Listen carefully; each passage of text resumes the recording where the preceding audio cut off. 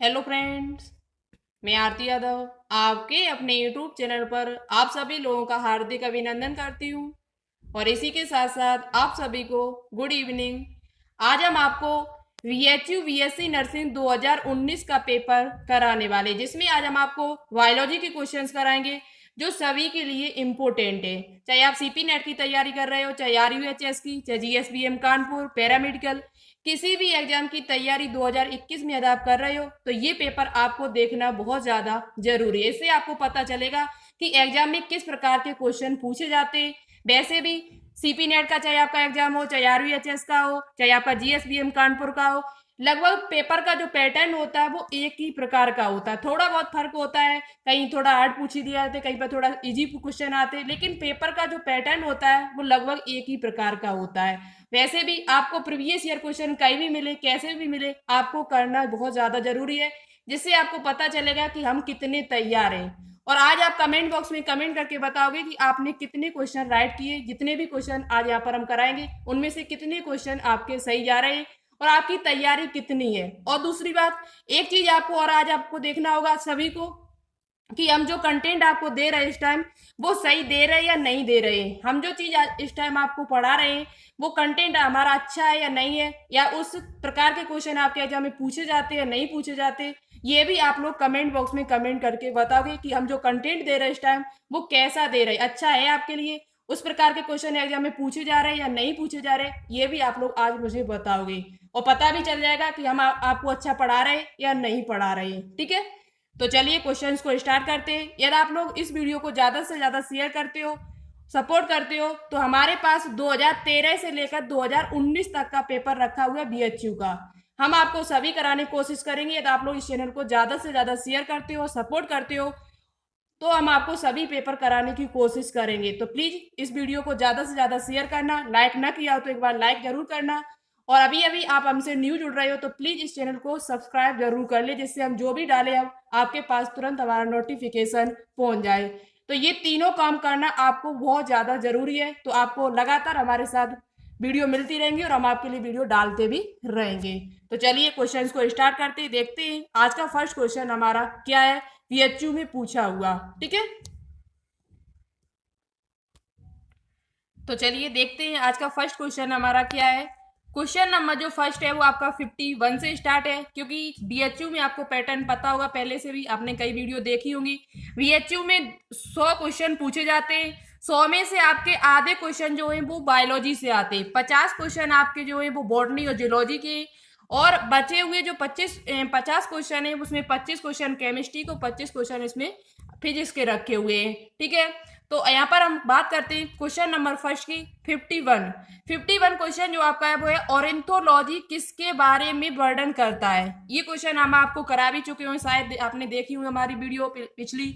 Ornithology किसके बारे में वर्णन करता है, तो देखो ऑर्निथोलॉजी जो वर्णन है वो उसमें पक्षियों का वर्णन किया जाता है। किसका वर्णन किया जाता है? पक्षियों का। देखो इंग्लिश हिंदी दोनों में हम आपको दिखा रहे हैं, आप देख लें अच्छी तरीके से। और पेपर का पैटर्न किस प्रकार से वो भी आप अच्छे से चेक कर लें आज। ठीक है, और उसी हिसाब से अपनी तैयारी करें। यदि आपका लेवल थोड़ा कम है तो थोड़ा मेहनत करना स्टार्ट कर देना, और लेवल आपका ठीक है तो इसी प्रकार का क्वेश्चन एग्जाम में पूछे जाते हैं। और हमारे साथ यदि आप लोग लगातार जुड़े रहते हो तो बहुत कुछ आपको सीखने को मिलेगा, और आपकी तैयारी भी हम थोड़ा बेहतरीन कराने की कोशिश कर रहे हैं इस टाइम। ठीक है, तो बात करते हैं ऑर्निथोलॉजी किसके बारे में वर्णन करता है, तो ऑर्निथोलॉजी में पक्षियों का वर्णन किया जाता है। अब बात करते हैं कि सांप का किस में किया जाता है, यदि आपसे आगे पूछ लिया जाए कभी, तो सांपों का जो अध्ययन किया जाता है वो सर्पेंटोलॉजी में किया जाता है। किस में किया जाता है? सर्पेंटोलॉजी में किया जाता है। ठीक है, बात करते हैं कीड़ों का अध्ययन किस में किया जाता है, तो कीड़ों का जो अध्ययन किया जाता है वो एंटोमोलॉजी में किया जाता है। कीट पतंगों का जो अध्ययन किया जाता है वो किस में किया जाता है? एंटोमोलॉजी एंटमोलॉजी में किया जाता है। ठीक है, तो आपको दो क्वेश्चन एक्स्ट्रा में भी मिले। पक्षी का अध्ययन ऑर्निथोलॉजी में, सांप का अध्ययन सर्पेंटोलॉजी में। और यदि आपसे पूछा जाए कि सांप और उभयचरों का अध्ययन किस में किया जाता है, सांप और उसके साथ साथ उभयचर की बात कर ली जाए वहां पर, तो हर्पेटोलॉजी करोगे। आप क्या करोगे? हर्पेटोलॉजी। सांप और उभयचर का जो अध्ययन किया जाता है वो हर्पेटोलॉजी में किया जाता है। उभयचर और सांप दोनों की जब बात कर ली जाए, केवल सांप की बात की जाए तो सर्पेंटोलॉजी होता है। और कीट पतंगों का जो अध्ययन किया जाता है वो आपका एंटोमोलॉजी में किया जाता है। तो ये तीनों क्वेश्चन आपके लिए इंपॉर्टेंट है, नोटबुक पे नोट डाउन जरूर करते रहना। अब बात करते हैं क्वेश्चन नंबर 52। क्वेश्चन नंबर 52 यहाँ पूछा गया है कि द्विपद्धति नामकरण किसने प्रस्तावित किया था। तो ये क्वेश्चन तो शायद हम आपको कम से कम 20 बार करा चुके होंगे अपनी वीडियो में। कई बार हमने ये क्वेश्चन कराया हुआ है और आपको पता भी है, आपने वीडियो देखी हमारी है, ठीक है। तो क्वेश्चन देखो सरल कठिन दोनों प्रकार के पूछे जाते हैं। एक बात आपको याद रखनी अच्छी तरीके से, यदि आप लोगों की थ्योरी अच्छी है, थ्योरी आपको अच्छे से आती है इस चैप्टर की, तो आपका क्वेश्चन किसी भी तरीके से एग्जाम में पूछा जाए आप पक्का सॉल्व करके आओगे। तो ज्यादा से ज्यादा आप लोग चैप्टर की थ्योरी पढ़े, अच्छे से तैयार करें, थ्योरी आपको अच्छे से आनी चाहिए प्रत्येक चैप्टर की, ठीक है। क्वेश्चन नंबर सेकंड क्या है कि दो पद नामकरण किसने प्रस्तावित किया था। दो नाम पदकर जो आपका वाई नोमेनक्लेचर है वो उसे किसने प्रस्तावित किया था, किसके द्वारा दिया गया था। तो आपको पता है कैरोलस लीनियस के द्वारा दिया गया था। किसके द्वारा दिया गया था? कैरोलस लीनियस के द्वारा ये आपका दिया हुआ था। जो ऑप्शन नंबर वी होगा वो इस क्वेश्चन का राइट होगा। किसमें दिया था, किस पुस्तक में, आपसे पूछ लिया जाता। बुक की जब बात कर ली जाती है आपसे कि किस बुक में दिया गया है, तो उस बुक का नाम है सिस्टेमा नेचुरी। कैरोलस लिनियस ने एक पुस्तक लिखी थी जिसका नाम क्या है? सिस्टेमा नेचुरी। ये भी हमने आपको बताया और कैरोलस लिनियस के द्वारा जितनी बुक लिखी गई हमने आपको बताई हुई है वीडियो में। आप वीडियो देखिएगा आपको पता चलेगा कि कैरोलस लिनियस के द्वारा कितनी पुस्तकें लिखी गई, कौन कौन सी उनकी, सभी के बारे में हमने आपको सुबह की क्लास में बताया हुआ है, ठीक है। तो दो नाम पद्धति किसने दी है? कैरोलस लीनियस के द्वारा ये पद्धति दी गई थी। दो नाम पद्धति जो आपकी है, दो नाम नामकरण है, वो इनके द्वारा दिया गया था। किस पुस्तक में लिखा है? तो सिस्टेमा नेचुरी में, ठीक है। नेक्स्ट क्वेश्चन की बात करते हैं। 53 क्वेश्चन आपका है कशोरिक यानी कि कशेरुक और वर्टिब्रेट और इनवर्टिब्रेट्स, कशेरुक और अकशेरुक की किसकी उपस्थिति के कारण विभेदित हो सकते हैं, यानी इनमें किस प्रकार से अध्ययन किया जा, यानी अध्ययन नहीं, अंतर किया जा सकता है, किस प्रकार से इनमें डिफरेंस किया जा सकता है। तो पूंछ के द्वारा, सीलोम के द्वारा, यानी पृष्ठीय ट्यूबुलर तंत्र का कार्ड के द्वारा, या मस्तिष्क के द्वारा। तो देखो पूंछ के द्वारा करना क्या मतलब है? पूंछ का कोई मतलब नहीं है, सीलोम का कोई, सीलोम होता ही नहीं है पहली बात, कशेरुक में तो होता नहीं है, अकशेरुक में तो पाया जाता है। अब बात करते हैं पृष्ठीय ट्यूबुलर तंत्र का कार्ड के द्वारा। तो यही आपका ऑप्शन नंबर सी है, वो राइट है। पृष्ठीय ट्यूबुलर तंत्र का कार्ड के द्वारा, यानी तंत्र जो हमारे पीछे जो होती है मेरु रज्जु होती है उसके द्वारा हम इनको अंतर कर सकते हैं कि कौन कशेरुक है और कौन अकशेरुक है, ठीक है। तो कौन सा ऑप्शन ठीक होगा? ऑप्शन नंबर जो सी होगा वो इस क्वेश्चन का राइट आंसर होगा। पृष्ठीय ट्यूबुलर तंत्र का कार्ड के द्वारा किया जा सकता है, ठीक है। अच्छा क्वेश्चन है, नोटबुक पे नोट डाउन जरूर करना। नेक्स्ट क्वेश्चन आपका है कि निम्नलिखित में से कौन सा एक सार्वभौमिक विलायक है। यहाँ पर पूछा गया है कि निम्नलिखित में से कौन सा एक सार्वभौमिक विलायक है। आप लोग इंग्लिश देखते हुए चलना, यदि आपको हिंदी में क्वेश्चन ना समझ में आए तो इंग्लिश जरूर देख लेना एक बार, ठीक है। हम दोनों बोलेंगे तो टाइम आपका ज्यादा लगेगा और वीडियो ज्यादा लंबी होगी आपकी। निम्नलिखित में से कौन सा एक सार्वभौमिक विलायक है, यानी यूनिवर्सल सॉल्वेंट है।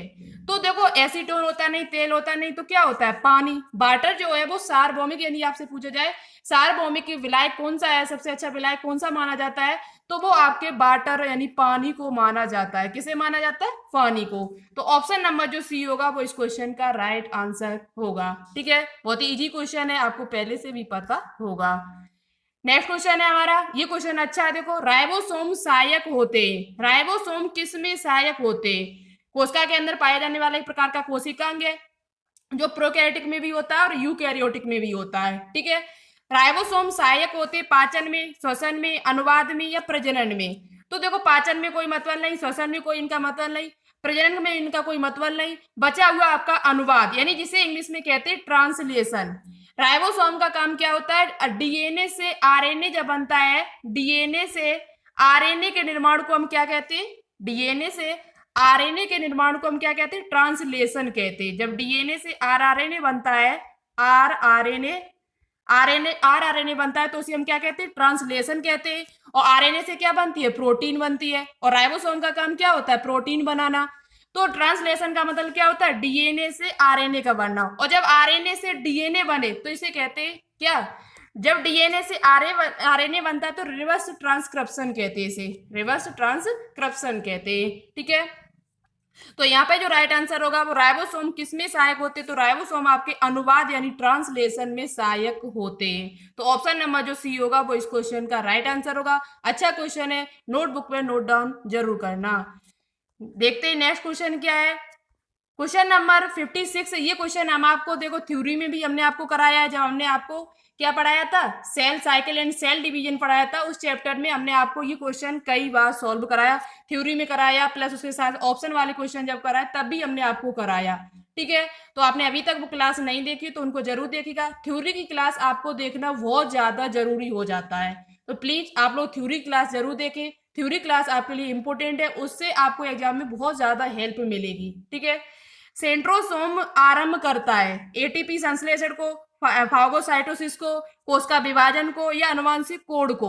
तो देखो सेंट्रोसोम का काम क्या होता है, तारक काय का काम होता है कोशिका विभाजन करना, सेल डिवीजन करना। क्या करना, कोशिका का विभाजन करना, यानी कि सेल डिवीजन में ये सहायक होता है। तो ऑप्शन नंबर जो सी होगा वो इस क्वेश्चन का राइट आंसर होगा। सेंट्रोसोम किस में सहायक होते हैं, तो कोशिका विभाजन में ये सहायक होते हैं। किस प्रकार से कोशिका विभाजन होता है, समसूत्री क्या होता है, अर्धसूत्री क्या होता है, ये हमने आपको बताया हुआ है। ठीक है, नेक्स्ट क्वेश्चन की बात करते हैं। नेक्स्ट क्वेश्चन आपका है पोलर बॉडी का निर्माण होता है। ये अभी तक हमने आपको नहीं पढ़ा है, लेकिन आप जब चैप्टर पढ़ोगे जनन तंत्र का तो आपको ये क्वेश्चन वहां पर मिलेगा। ठीक है, पोलर बॉडी का निर्माण होता है स्पर्मेटोजेनेसिस में या ओजोजेनेसिस में, गैस्ट्रुला में, बिलास्टुला में। तो पोलर बॉडी का जो निर्माण होता है वो ओजोजेनेसिस में होता है। ओजोजेनेसिस का मतलब क्या है, जब अंडा यानी कि अंडाशय से अंडाणु निर्माण की जो प्रक्रिया होती है जिसे हम अंड जनन भी कहते हैं, ओजोजेनेसिस को हिंदी में अंड जनन कहा जाता है। क्या कहा जाता है, अंड जनन। अंड जनन यानी कि अंडाणु के बनने की प्रक्रिया, अंडाशय यानी ओवरी में अंडाणुओं के बनने की प्रक्रिया को ओजोजेनेसिस कहा जाता है। उसी में एक कोशिका होती है जिसके ऊपर पोलर बॉडी पाई जाती है। एक कोशिका होती है जिसमें क्या पाई जाती है, पोलर बॉडी पाई जाती है, ध्रुवीय शरीर होता है। तो ये पोलर बॉडी के जो संबंध है वो किससे है, तो आपका वो ओजोजेनेसिस से है। किससे, ओजोजेनेसिस क्रिया संबंधित है। तो ऑप्शन नंबर जो बी होगा वो इस क्वेश्चन का राइट होगा। और अच्छे से समझना यदि आपको है तो ये चैप्टर पढ़ लेना, आपको समझ में आ जाएगा। ठीक है, क्या होता है पोलर बॉडी। नेक्स्ट क्वेश्चन की बात करते हैं। नेक्स्ट क्वेश्चन आपका है कि जानवरों और पौधों की विशेषता देखी जाती है। देखो क्वेश्चन किस प्रकार से पूछा गया है, जानवरों और पौधों की विशेषता देखी जाती है। क्वेश्चन घुमाया है लेकिन क्वेश्चन बहुत इजी है। अमीबा में, इग्लिना में, ओपोलिना में या पैरामीशियम में। तो आपने ज्यादातर जो क्वेश्चन ये पढ़ा होगा वो इस प्रकार से पढ़ा जाता है कि इग्लिना किसके बीच की कड़ी है, तो इग्लिना जो आपकी है वो जंतु और पादपों के बीच की कड़ी है। पादप और जंतु के बीच की कड़ी किसे कहा जाता है, इग्लिना को। अब क्वेश्चन किस प्रकार से घुमाया, देखो इन्होंने जानवरों और पौधों की विशेषता देखी जाती है, तो वो किस में देखी जाती है, इग्लिना में देखी जाती है। इसलिए ऑप्शन नंबर जो बी होगा वो इस क्वेश्चन का राइट आंसर होगा। जानवरों और पौधों की विशेषता किसमें देखी जाती है, इग्लिना जो जीव है उसमें देखी जाती है, जो संघ प्रोटोजोआ का सदस्य है। किसका है, संघ प्रोटोजोआ का सदस्य है और प्रोटिस्टा जगत में आता है। और इसमें जानवरों के भी लक्षण पाए जाते हैं और इसमें पौधों के भी लक्षण पाए जाते हैं, इसलिए इसे जंतु और पादप के बीच की कड़ी कहा जाता है। तो कौन सा ऑप्शन ठीक है, ऑप्शन नंबर बी होगा वो इस क्वेश्चन का राइट आंसर होगा। नेक्स्ट क्वेश्चन बहुत ही अच्छा क्वेश्चन है। हाइड्रा है, हाइड्रा क्या है, हाइड्रा क्या है, सर्वभक्षी है, शाकाहारी है या कार्निवोरस है या विविफेरस है। तो देखो जो हाइड्रा होता है वो आपका कार्निवोरस होता है। कार्निवोरस का मतलब होता है मांसाहारी, मांस को खाने वाला। कार्निवोरस को हिंदी में कहते हैं मांसाहारी। क्या कहते हैं, मांसाहारी। तो जो हाइड्रा होता है आपको पता होगा किस संघ में आता है, हाइड्रा आपको पता होगा किस संघ में आता है, तो ये संघ सिलिंट्रेटा या निडेरिया में आता है जिसे कहते हैं। तो हाइड्रा जो होता है वो कार्निवोरस होता है, यानी कि मांसाहारी होता है। तो ऑप्शन नंबर जो सी होगा वो इस क्वेश्चन का राइट आंसर होगा। ठीक है, नेक्स्ट क्वेश्चन की बात करते हैं। क्वेश्चन देखो सभी देख कर जाना, इसके साथ साथ आपको एक्स्ट्रा में भी क्वेश्चन मिलेंगे। जो क्वेश्चन ऐसा नहीं कि हम भाई टिक लगा के भाई जो लिखा है वही आंसर दे के चले गए, ऐसा नहीं। उसके साथ साथ में ये जो क्वेश्चन हमें लगता है कि इंपॉर्टेंट है, आपको बताना जरूरी है, तो वो भी क्वेश्चन हम आपको बताते हुए चल रहे हैं। ठीक है, ऐसा नहीं कि आए डायरेक्ट टिक लगा के जो क्वेश्चन का आंसर था वही बता के चले गए, ऐसा नहीं करते हम। आप कोशिश हमारी यही रहती है कि एक क्वेश्चन के साथ आपको दो क्वेश्चन मिले, एक क्वेश्चन के साथ आपको एक्स्ट्रा में 2 क्वेश्चन मिले, तभी आपका टाइम है वो अच्छा यानी कि बेस्ट नहीं होगा और आपको ज्यादा से ज्यादा सीखने को भी मिलेगा। ठीक है, हमारी कोशिश यही रहती है हमेशा। नेक्स्ट क्वेश्चन है कि आंतों के परजीवी ज्यादातर होते हैं, आंतों में पाए जाने वाले जो पैरासिटिस होते हैं वो कैसे होते हैं? गोल कीड़े होते हैं, अवायवी होते हैं, फ्लैट कीड़े होते हैं या उभयलिंगी होते हैं? तो देखो इसमें जो टिक लगा वो आपका गलत है। ये आंतों के परजीवी जो ज्यादातर होते हैं वो फ्लैट कीड़े होते हैं, चपटे कृमि होते हैं। ये इसका आंसर राइट होगा ऑप्शन नंबर सी। फिर आप लोग कमेंट बॉक्स में कमेंट करके बताना इसका राइट आंसर क्या होगा। हमारे हिसाब से तो इस क्वेश्चन का राइट आंसर यही होगा, फ्लैट कीड़े होते हैं। आंतों के परजीवी जो ज्यादातर होते हैं वो कैसे होते हैं? फ्लैट कीड़े यानी चपटे कृमि उनमें पाए जाते हैं। संघ प्लेटी एल्मिंथीज के जो कीड़े होते हैं वो ज्यादातर आंत में पाए जाते हैं। ठीक है, मनुष्य की शरीर में पाए जाते हैं। नेक्स्ट क्वेश्चन की बात करते हैं, और ये संघ प्लेटी एल्मिंथीज में आता है, आपको पता होगा, हमने कई बार आपको बताया। ये चैप्टर हम आपको आगे पढ़ाएंगे तो बहुत ही डिटेल से, बहुत ही अच्छी तरीके से पढ़ाने की कोशिश करेंगे। जो भी क्वेश्चन आपके एग्जाम में पूछे जाएंगे वो सभी हम आपको बताएंगे भी। नेक्स्ट क्वेश्चन है, प्रोटीन का एक बहुलक है। ये क्वेश्चन तो हम कई बार आपको करा चुके हैं वैसे भी। प्रोटीन का एक बहुलक है, प्रोटीन के चैप्टर में भी हमने आपको कराया हुआ है। जो प्रोटीन का चैप्टर नहीं टॉपिक पढ़ाया था तब हमने आपको ये क्वेश्चन कराया था। प्रोटीन एक बहुलक है, ग्लूकोज का, फ्रक्टोज का, अमीनो एसिड का या लिपिड का? तो ये अमीनो एसिड का बहुलक होता है। जब बहुत सारे अमीनो एसिड मिलते हैं तो प्रोटीन का निर्माण होता है। किसका निर्माण होता है? प्रोटीन का। और प्रोटीन में के निर्माण में कितने प्रकार के अमीनो एसिड भाग लेते हैं, कितने प्रकार के अमीनो एसिड होते हैं, तो ये भी आपको पता होना चाहिए। तो प्रोटीन के निर्माण में 20 प्रकार के अमीनो एसिड भाग लेते हैं। कितने प्रकार के? 20 प्रकार के अमीनो एसिड भाग लेते हैं। अमीनो एसिड कितने प्रकार के होते हैं? तो 20 प्रकार के होते हैं। आवश्यक अमीनो अम्ल और अनावश्यक अमीनो अम्ल। ठीक है, आवश्यक अमीनो अम्ल कौन से होते हैं, अनावश्यक कौन से होते हैं, हमने प्रोटीन वाले टॉपिक में सभी आपको डिटेल से बहुत ही अच्छी तरीके से समझाए हुए। तो अभी तक आपने वो वीडियो नहीं देखी है, जय वर्ड वाला चैप्टर नहीं पढ़ा अभी तक, तो जरूर पढ़ें। बहुत ही अच्छे क्वेश्चन वहां से पूछे जाते हैं आपके एग्जाम में। और देखो पूछा ही गया, ये देखो क्वेश्चन आपको सामने दिखाई भी दे रहा है। नेक्स्ट क्वेश्चन है, वायरस दोहराते हैं, वायरस रेप्लिकेशन कहाँ करते हैं? देखो दोहराते का मतलब यदि आपको समझ में नहीं आए तो आप उसकी इंग्लिश देखो। इंग्लिश आप देखते हो तो आपको पता चल जाएगा कि क्वेश्चन किस प्रकार से पूछा जा रहा है। वायरस दोहराते हैं, वायरस कहाँ रेप्लिकेशन करते हैं? वायरस एक वायरस से 2 वायरस कहाँ बन सकते हैं? तो अगर जेल में, मृत ऊतक में या जीवित ऊतक या केवल कल्वर मीडिया में। तो वायरस जो अपना रेप्लिकेशन करेंगे वो कहाँ करते हैं? आके जीवित ऊतकों के पास।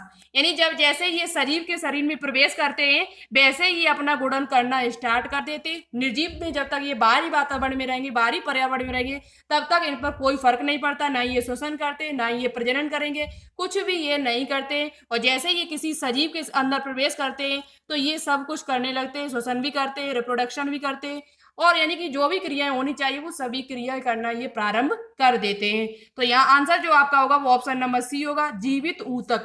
कौन सा होगा? जीवित ऊतक में ये अपना क्या करते हैं? रेप्लिकेशन करते हैं। नेक्स्ट क्वेश्चन आपका क्या है? ये क्वेश्चन बहुत ही अच्छा क्वेश्चन है। वायरल संक्रमण के जवाब में निम्नलिखित में से कौन मेजबान कोशिका में बनता है? वायरल संक्रमण के जवाब में, यहाँ क्वेश्चन हिंदी देखो, इंग्लिश पढ़ लेना एक बार। Which of the following of formed in host cell in response to viral infection? Viral संक्रमण के जवाब में निम्नलिखित में से कौन मेजबान कोशिका में बनता है? यानी संक्रमण को रोकने के लिए कौन बनता है हमारे शरीर में? तो उसके रोकने के लिए आपका क्या बनता है? इंटरफेरोन बनता है। क्या बनता है? इंटरफेरोन। और ये क्वेश्चन हमारा जो पुराना चैनल था उसमें हमने तो कई बार कराया था, लेकिन अब वो हमारे बीच नहीं है, तो यहाँ पर भी हम आपको कराएंगे। जब ये चैप्टर पढ़ाएंगे तो वहां पर हम आपको ये कराएंगे, और सुबह की क्लास में आपको ये क्वेश्चन जरूर मिलेगा। ठीक है, तो ये ऑप्शन नंबर जो बी होगा वो इस क्वेश्चन का राइट आंसर होगा, इंटरफेरोन। वायरल संक्रमण के जवाब में निम्नलिखित में से कौन मेजबान कोशिका में बनता है? तो वो आपका इंटरफेरोन बनता है, जो संक्रमण को बचाता है वायरल से। ठीक है, ऑप्शन नंबर वी होगा वो इस क्वेश्चन का राइट आंसर होगा। नेक्स्ट क्वेश्चन है, निम्नलिखित में से कौन सेल को सेल संचार की सुविधा देता है? एक सेल को से दूसरी सेल के बीच में संचार की सुविधा कौन देता है? तो वो आपका उसको क्या कहा जाता है? गैप जंक्शन कहा जाता है। क्या कहा जाता है? गैप जंक्शन कहा जाता है। 2 कोशिकाओं के साइटोप्लाज्म को जोड़ता है। जो ऐसे भी पूछा जाता है कि 2 कोशिकाओं के साइटोप्लाज्म जो होते हैं वो किस प्रकार से जुड़े होते हैं, किसके द्वारा जुड़े होते हैं?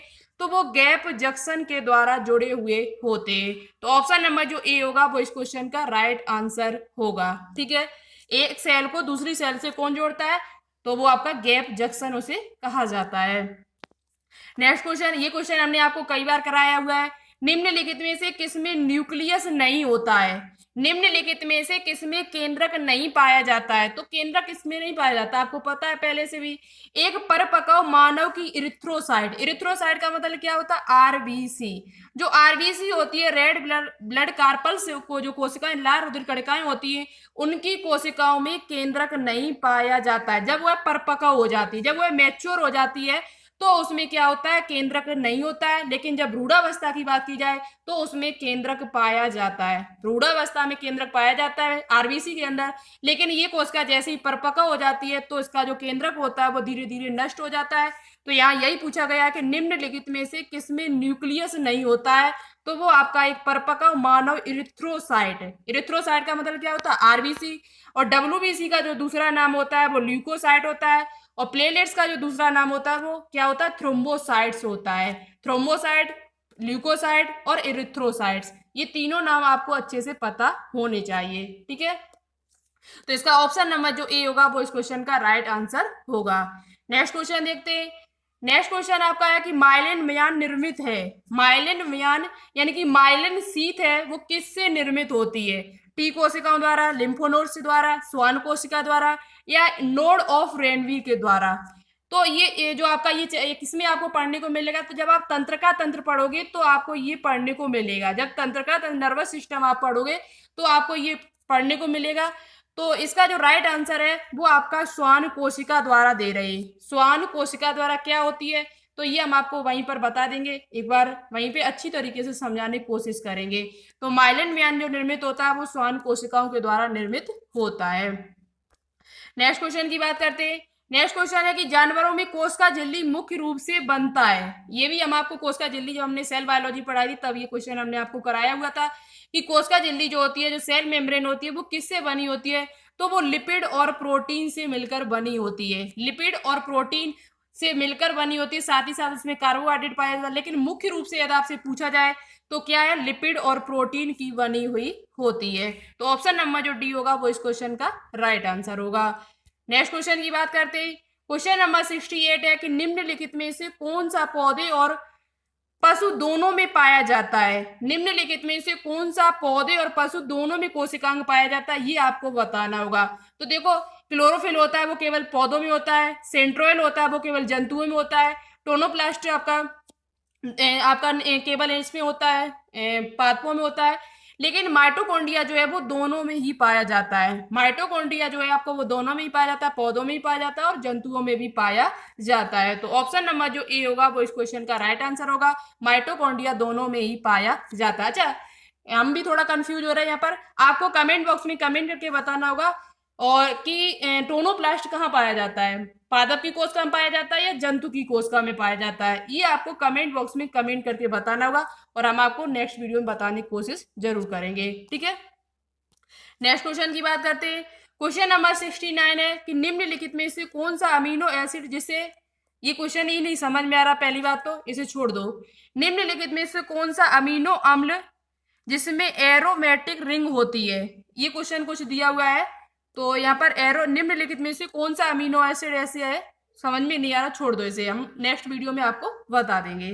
ठीक है, नेक्स्ट क्वेश्चन की बात करते हैं। पॉली अनसैचुरेटेड फैटी एसिड कौन सा है, असंतृप्त फैटी एसिड इनमें से कौन सा है। तो असंतृप्त और संतृप्त वसा, जहाँ वसा वाला टॉपिक पढ़ाया था वहां पर हमने आपको बहुत ही अच्छी तरीके से समझाया हुआ है और हम आपके लिए बहुत ही अच्छी तरीके से वहां पर पीडीएफ बना के लाए थे और सभी के नाम भी लाए थे, संतृप्त वसा कौन सी है, असंतृप्त कौन सी है, तो आप जरूर वहां पर देखें एक बार। ठीक है, यहाँ पर हम इसका आंसर बता देते हैं।